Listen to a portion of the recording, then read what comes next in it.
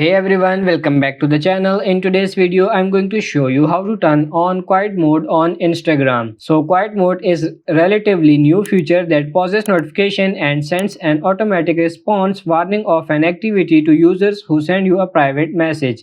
In other words, it updates status from active to inactive. So if you want to pause Instagram notifications for a certain period of time during the day, let's learn how to do it.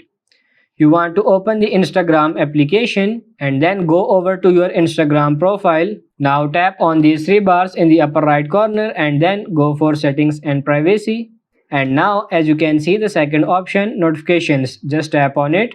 And here you can see the quiet mode which is under the pause all option. Open it and you can enable it by clicking here. It says here that they will mute notification during quiet mode. Your status and auto reply will be updated to in quiet mode during the time that you choose.